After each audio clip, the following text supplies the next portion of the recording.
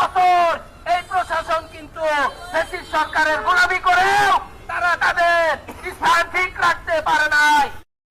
আপনারা তো আমাদের জন্য রাস্তায় ছিলেন, আমাদেরকে আপনার অনেক বড় বড় ঝড় তাদের উপর দিয়ে গেছে, তারা কিন্তু আজকে থেমে নেই।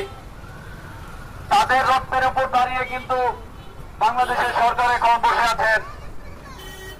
আপনারা যদি মনে করেন আমরা সরকার গঠন করেছি, ছাত্রদের আমরা সুবিধা দিব, পথ দেখাবো, এটা আপনাদের ভুল হবে। এবং তার কারণে নাহিদ ভাই এবং কি সাজিদ ভাই প্রশ্নবিদ্ধ হচ্ছে বাংলাদেশের প্রশাসনের সাজিদ ভাইয়ের উপর হামলা কেন?